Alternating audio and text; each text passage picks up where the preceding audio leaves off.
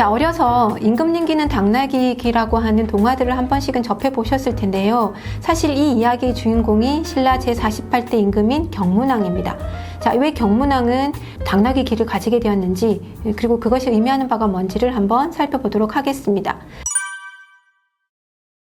자, 삼국사기에 의하면 경문왕의 왕비는 영화부인으로 등장을 하게 되는데요. 근데 경문왕이 즉위한 지 3년째가 되는 863년에 보면 영화부인의 동생을 둘째 왕비로 맞이합니다.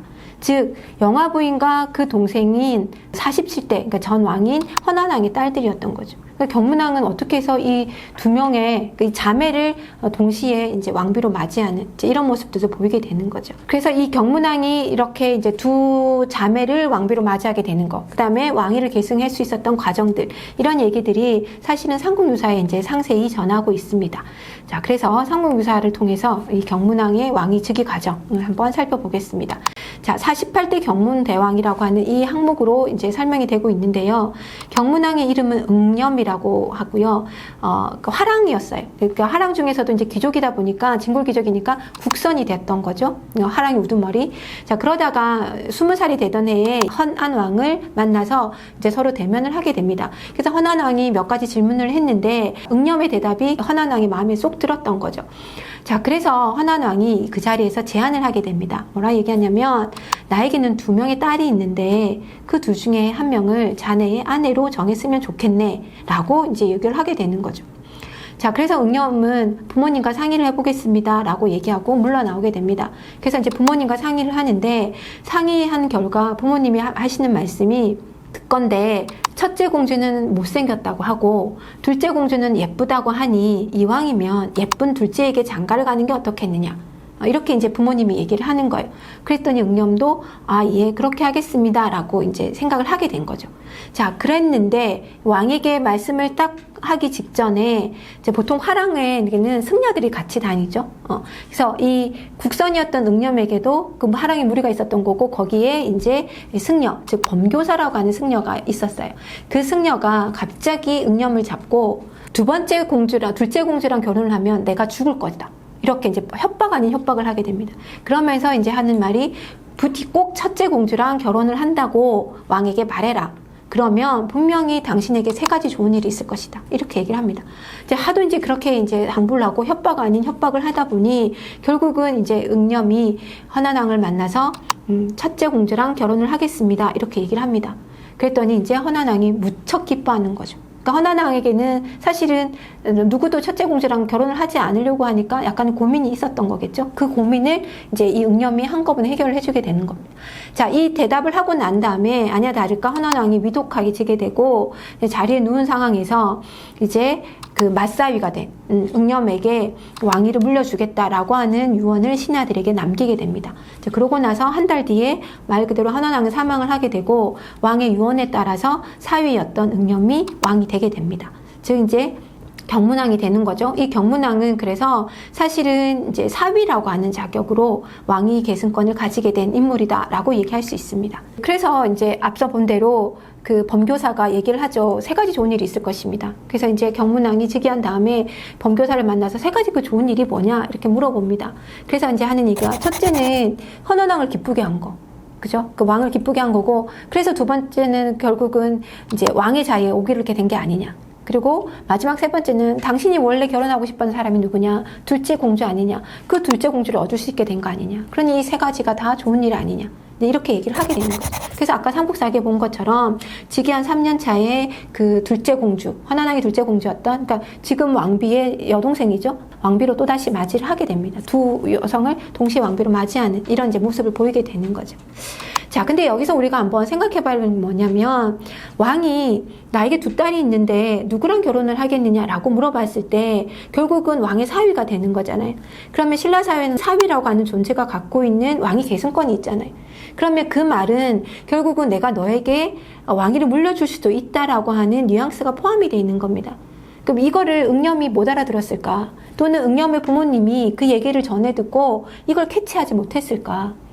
당연히 그 뉘앙스가 있었을 텐데. 근데 그럼에도 불구하고 부모님의 결정은 야, 첫째보다는 둘째가 낫지 않니? 물론 이쁘다라고 하는 그 근거를 제거하긴 하지만 이건 사실은 둘째 딸에게 장가를 간다라는 얘기는 왕위 계승을 포기한다는 얘기랑 같은 얘기가 될 수도 있는 거죠. 그러면 왜 이 부모님들은 이렇게 얘기했었을까? 살펴보면 이 경문왕의 가계, 당시 이제 이 신라 하대의 왕이 이 가계도를 잠깐 살펴보게 되면 신라 하대는 이제 원성왕의 이제 자식들에 의해서 왕위가 이어지게 됩니다. 자, 그리고 여기 보는 것처럼 희광왕, 뭐 민화왕 이렇게 해서 왕위 쟁탈전이 이제 극심하게 서로를 죽고 죽이는, 알고 보면 먼 친척인데 서로가 서로를 죽이는 이제 왕위 쟁탈전이 치열하게 일어나게 되는 거죠. 이 왕위 쟁탈전 과정에서 희생된 대표적인 왕이 희광왕인데, 희광왕이 누구냐면 이 경문왕의 할아버지예요. 그러니까 사실은 경문왕 집안 입장에서는 자기 할아버지, 아버지 입장에서는 부모님 입장에서는 자기 아버지였던 거죠. 그 희광왕이 왕위 쟁탈전에서 밀려나면서 자결을 하게 되거든요. 그 모습을 봤다는 거예요. 그러니까 자칫 잘못하면 네가 왕이 되어서 자칫 잘못하면 왕위 쟁탈전에 의해서 죽음을 당할 수도 있다. 이런 이제 위기감이 있었던 거고, 그러니 왕이 어떤 딸과 결혼할래? 라고 얘기했을 때 결혼 안 할랍니다 라고 얘기는 못 하는 거고, 그러면 왕위를 계승하는 거를 오히려 포기하는 게 낫다. 그러니 둘째 딸을 선택을 하라고 부모님은 조언을 한 거죠. 근데 문제는 그러려면 이제 그거에 대한 근거가 있어야 되잖아요. 그래서 그 근거를 둘째 딸이 더 이쁘니까 라고 하는 거를 제시한 거 아닐까, 이렇게 이제 생각이 된다는 겁니다. 자, 그랬는데 이제 결국은 범교사의 말을 듣고 이제 첫째에게 장가를 가게 되고, 그 결과 아니나 다를까 이제 왕위 계승권을 가지게 된 거죠. 그죠? 그래서 이렇게 보면 헌원왕이 유언을 남겨서 경문왕이 왕이 오르고, 그러니까 자연스럽게 왕이 오른 것 같죠. 그럼 어떻게 보면 그 경문왕의 부모님이 했던 건 기우 아닌가? 앞선 그냥 걱정 아닌가? 이렇게 생각이 되겠지만, 그 당대 기록이라고 할 수 있는 그 숭복사 비문이 하나 남아있어요. 최치원이 쓴 비문인데요. 여기 비문에 보면 당시 경덕왕 때 얘기가 실려 있는데, 여기 뭐라 나오냐면, 얼마 되지 않아 갑자기 나라에 우환이 생기니 왕위가 비어서 산이 흔들리는 듯 하였다. 그래서 왕위 쟁탈전은 벌어지지 않았지만 간혹 왕위를 노리고 까마귀처럼 모여드는 무리들이 있었다. 그러니까 경문왕이 즉위를 했지만, 그래서 쫓겨나지는 않았지만, 왕위 쟁탈에 휩싸이지는 않았지만 끊임없이 이 왕위를 노리는 많은 무리들이 있었다라고 한 얘기를 하게 되는 거죠. 그렇게 보면 이 경문왕의 부모님이 둘째 딸한테 결혼하라라고 했던 이런 것들이 다 이제 이해가 되는 측면들이 보인다라는 거죠.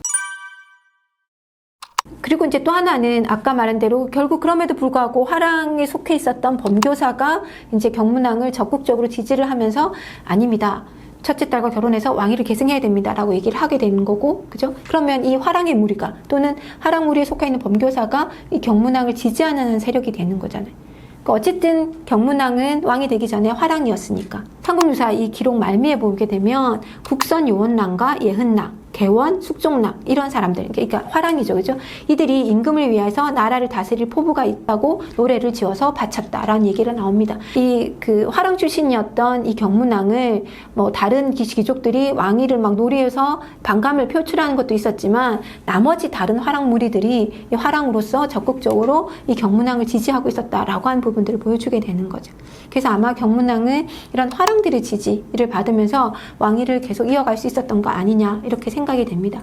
자, 그 다음에 또 하나는, 그러니까 이제 흔히 말하는 경문왕의 하나의 세력은 이제 화랑이었다는 거고, 또 하나는 경문왕에게 이제 위홍이라고 하는 동생이 있었습니다. 그래서 이 동생이 위홍이 그 경문왕 2년에 가면 이제 황룡사 구축 목탑을 이제 다시 수리하는데, 그 황룡사 목탑 수리의 총책임자로 이 동생이 위홍이 등장을 하게 되고요. 그 다음에 이제 경문왕이 사망하고 나서 경문왕의 아들인 헌강왕이 즉위를 하게 되는데, 헌강왕 때는 그러니까 쉽게 말하면 삼촌인 거죠. 작은 아버지인 위홍이 상대등이라고 하는 직책에까지, 최고의 지위까지 오르게 되는 거고요. 그 다음에 이제 진덕여왕이 즉위할 때는 여성이 왕위에 오르는 과정이 사실 쉽지 않았다는 거예요. 근데 이제 왕위에 오르는 과정에서 적극적으로 이제 그 개입한 사람이 누구냐? 그 사람도 위홍이죠.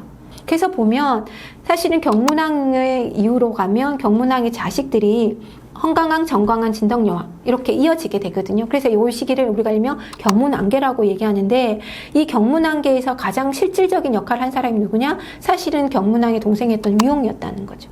이렇게 보면 경문왕에 반발하는 진고 여러 세력들이 있었지만 이 경문왕을 지지해주는 화랑 세력과 그 다음에 동생이라고 하는 측근 세력이 존재를 하고 있었다. 이렇게 이제 볼 수가 있는 거죠. 그럼 이게 왜 무슨 의미가 있냐면 이 삼국유사에 보면 경문왕에 관한 에피소드를 소개하면서 뭐 어떤 얘기가 나오냐면 항상 우리 왕은 밤에 주무실 때 그 왕 주변에 뱀이 드글드글 거린다. 그래서 신하들이 그 뱀을 쫓아내면 왕이 말씀하시기를 내 곁에 뱀이 없으면 내가 편히 잘 수가 없다. 뱀을 쫓지 말아 달라라고 얘기를 했다. 그러면서 왕이 주무실 때 보면 뱀이 혀를 길게 내밀고 왕의 이렇게 가슴 위를 적시고 있다. 뭐 시원하게 해주고 있다. 뭐 그러면 왕이 잘 잔다. 이런 이제 일화가 있는 거예요. 그러니까 우리가 생각하면 뱀이라고 하는 거는 굉장히 징그러운 거고 물리치하될 존재라 생각을 하지만 경문왕이 뱀을 갖고 있었다. 그 다음에 경문왕이 뱀을 두고 있으면 편하게 잘 잔다. 그럼 이걸 뭘 얘기하냐? 특히 가슴 위에 놓고 잘 잔다는 거죠. 그래서 이건 아마 이 뱀이라고 하는 존재가 앞서 우리가 봤던 이런 측근 세력들이 아니겠느냐. 그래서 특히 옆에 두었던 아마 위온과 같은 자기 동생. 그래서 그 측근 세력을 옆에 두고 이제 정치를 이끌어 나갔던 것이 이 뱀을 곁에 뒀다라고 하는 걸로 묘사가 된 게 아닐까라는 생각이 든다는 거고요. 그 다음에 앞서 우리가 얘기한 대로 임금님기는 당나귀기의 실제 주인공이 경문왕이라고 얘기했잖아요. 그래서 경문왕이 처음부터 기가 길었던 건 아니고 이 기록에 의하면 왕이 된 직후에 왕이 되면서부터 갑자기 기가 자라기 시작했다. 그래서 이 왕의 기가 자랐던 거를 심지어는 같이 살고 있는 왕비, 그 다음에 신하들에게도 다 숨겼다는 거예요. 그럼 누가 유일하게 알고 있었느냐?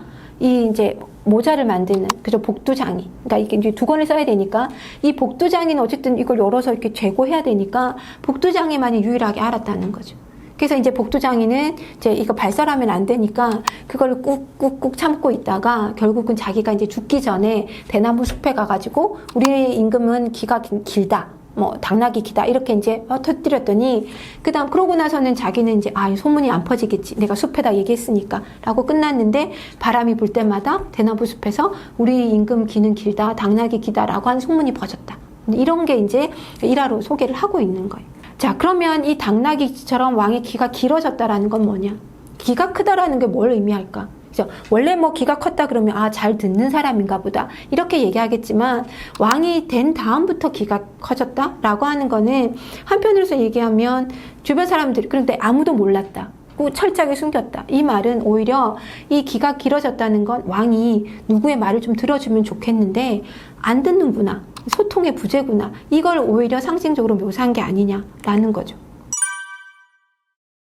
그래서 결국은 이제 이런 측근 중심의 정치를 펴다 보니까 이 소통이 안 된다라는 걸 이렇게 이제 묘사를 하게 되는 거고 앞서 얘기한 대로 경문왕 다음에 헌강왕, 정강왕, 진성여왕까지 다 경문왕 자식들이 왕위를 이어가게 되는데 이 경문왕계가 갖고 있는 또 하나의 특징이 뭐냐면 앞서 이제 황룡사 구축목탑을 다시 수리했다라고 얘기했잖아요.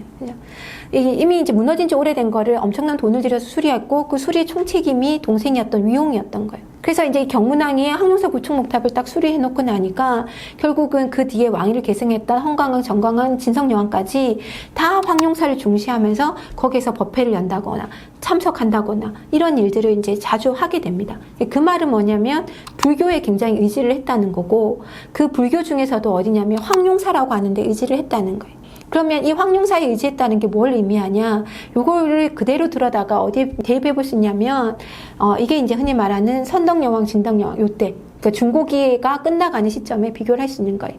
선덕여왕이 주변 국가들 침략을 받으면서 결국 나라가 위태로워지니까 이제 그 외적을 막기 위해서 황룡사 구축목탑을 세우죠. 그래서 그 목탑을 세우고 그 다음에 왕권을 신성시에 간단 말이에요. 불교시로 포장을 해서. 우리 왕은 석가모니 집안의 사람이래. 그 다음에 진덕여왕 같은 경우는 팔을 늘어뜨리니까 무릎 밑으로 내려온다. 이게 무엇을 상징하냐면 석가모니의 신체적 특징 중에 하나가 팔을 늘어뜨리면 무릎 밑으로 내려온다는 거예요. 그럼 진덕여왕의 신체 구조가 석가모니랑 같다. 이게 뭐예요? 똑같이 선덕여왕이나 진덕여왕이나 석가 집안의 후손이다라는 거. 그래서 우리 집안이 알고 보면 석가 집안이랑 똑같아. 불교적으로 신성해 라고 하는 얘기를 한 거예요. 거기에 구심점을 삼은 게 황룡사였다는 거죠. 근데 그 모티브를 경문왕이 그대로 가지고 온 거예요. 그래서 사실은 시대가 많이 지났잖아요. 그러면 그 시대가 지난 만큼 새로운 어떤 정치적인 모습이나 그 다음에 제도 개혁이나 이런 게 나와야 되는데 이 경문왕계는 오히려 측근 중심으로 정치를 흘러가게 되고 그 다음에 황룡사를 중심으로 해서 오히려 불교라고 하는 걸 통한 어떤 그 왕권의 신성화라고 하는 부분으로 좀 후퇴를 하는 측면을 보였다는 거죠. 그 결과 왕위 계승은 경문왕계로 이어지긴 하지만 결국은 신라가 급속도로 쇠퇴해가는 과정을 겪을 수밖에 없었다. 그러니까 필요한 개혁을 진행하지 못하고 과거를 답습한 결과 신라는 더 이상 발전이 안 되니까 쇠퇴의 길을 접어들 수밖에 없었다. 이렇게 이제 얘기를 할 수 있는 거죠. 그래서 신라 쇠퇴의 원인은 사실은 경문왕의 당나귀기가 상징하는 소통의 부재, 측근 중심의 그 폐쇄성. 그러니까 신라가 갖고 있는 가장 큰 단점이 폐쇄성인데 그 폐쇄성을 더 확보하게 만든 게 경문왕계가 아닐까. 이런 모습들, 그러니까 후대 사람들이 경문왕과 경문왕계를 평가할 때 그런 폐쇄성들을 이런 당나귀기에 비유해서 한 게 아닌가 이렇게 보여집니다.